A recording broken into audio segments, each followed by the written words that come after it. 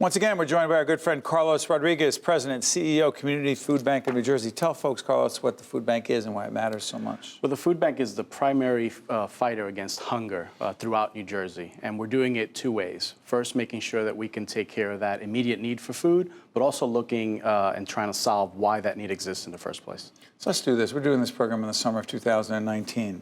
Summer hunger is? Summer hunger is over 400,000 children in our state that rely on school meals, whether it be breakfast or lunch, and during the summer, those meals are gone. So families are working hard, not having that school breakfast or school lunch that they relied on or counted on during the school year, and now have to fend for themselves during the summer. The impact is, you know, our response is more of 100,000 meals every summer that we're helping to produce and creating awareness around where those meals can exist in areas of high need. You know, and I'm curious, you and I were talking right before we got on the air, that, and by the way, we're involved in a public awareness initiative with the Community Food Bank to talk about food insecurity and related issues. One of the things that struck me, and some of our higher ed partners and folks we work with at Seton Hall and also at Berkeley, is that, you know, food insecurity affects college students in a certain way. A, how are college students affected? And B, what are colleges doing together with the food bank to deal with it directly to help their students? Well, I mean, first, you have to think that 900,000 people in New Jersey are in need of food or food insecurity. 8+ million folks, 900,000. Exactly. That's close to 10% of the population. That's almost everyone. So to realize that there is need in college campus shouldn't be a surprise. Hunger exists in every community and throughout every demographic in our state. Whose responsibility is that? That's all of our responsibility. It's private sector, it's charitable sector, it's government sector coming together, because our state will not thrive if hunger exists. So some colleges are, in fact, they have food pantries right on campus, right? So since about 2014, we've been working with various colleges to help them start food pantries, to support the food pantry, and to help them understand what else can be done for their college population. Many students just struggle, especially first-generation students, just to get into school and to manage the reality of and the balance of paying for going to school and paying for life. How do you get them to do it? Because I know the Berkeley folks, actually in Newark, on the Newark campus, literally a mile from here, have it. How do you get them to do it? Steve, it starts with awareness, and in many cases, the awareness comes from within. So once we started promoting, I mean, we learn everything from talking to our neighbors. So we found a neighbor that was in college going to local pantries. One thing led to another about 5 years ago, and now we have over 16 programs that we've helped start or support throughout the state. How do you get students, because the other part of this is we found out there are community service initiatives where students are involved in what? So most of most of the college campuses have students that are involved either in food drives, helping to pick up the food, helping to actually run the pantry, and some of our more advanced models, you're helping to coordinate services within those pantries.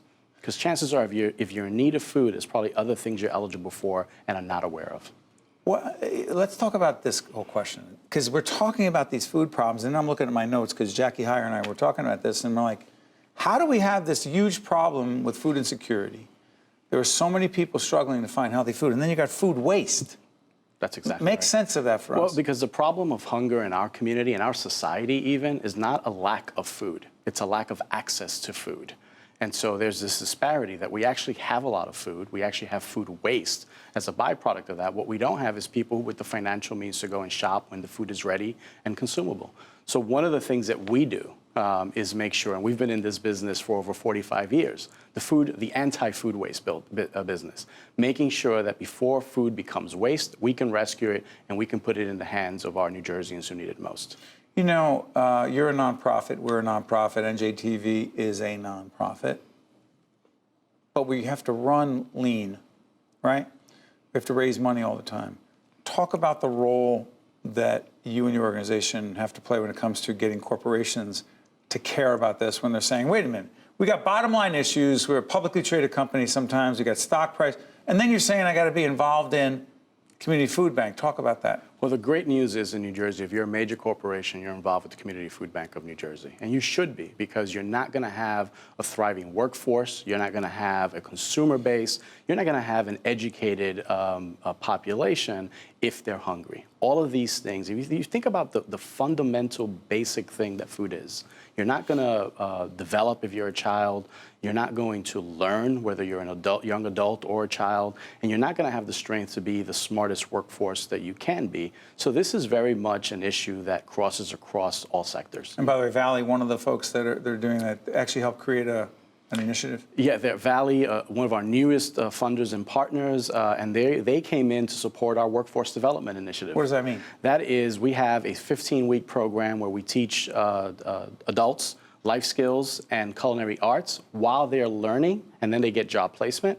And while they do that, they help us prepare the meals for the after-school programs and the summer meals programs we spoke about. Because how does what we're describing right now and other initiatives actually help the quote-unquote root causes of hunger and food insecurity? Well, our workforce development piece is clear. So we're not just providing the food, we're teaching, we're doing the proverbial teach you how to fish. And then, with job placement rates is over 90%, the impact is big, not only for the individual, but for the community as well. The other thing that we do is we connect families with resources. So SNAP outreach is something that Tell folks, SNAP is the SNAP acronym is formerly for... known as food stamps, right? That's the easiest way to describe it. And so many working families and individuals are eligible and don't know that they're eligible because it's primarily designed for working families. But when you fall in need, all of a sudden, the last thing you think is that that program is for you. Before I let you out here, we talked about the problem on college campuses and other places. Young children. We have a serious initiative called Right from the Start NJ that looks at infants and toddlers and the challenges they have, the things they need. How do these issues affect that population? By the way, put up the Right from the Start NJ. Here, team's already 6 steps ahead. Go ahead. So 1 in 7 children suffer from food insecurity in New Jersey. In counties like Atlantic, Cape May, and Cumberland, it's as high as 1 in 5 children don't know where the next meal is coming from. So if you think about a child who goes to school on an empty stomach or wakes up on an empty stomach. How can he or she learn? Well, exactly right. And how do they develop during those early developmental years? So it's a critical part. It's really the fuel that helps us grow, that helps us be as productive individuals in our society. And we all have a vested interest in that. A few seconds left. Do you sense, cause that we're more committed, we care more than we have in the past about these issues? I'm hopeful. I am absolutely hopeful. We have commitments from the private sectors, from individuals, and now from the government sector. We have renewed interest. Very proud to be working with our legislature and our governor on a slate of bills that are comprehensive in their approach and making sure that there's funding available. But there's a lot of work to do. Absolutely, and there's also a lot of programming to be done on this. Carlos will be back in late 2019. Give us an update. Talk about those legislative initiatives. Carlos Rodriguez, President and CEO of Community Food Bank of New Jersey. Thank you for joining us on State of Affairs. I'm Steve Adubato. This is NJTV's Agnes Vera studio in Newark. We'll check you out next time.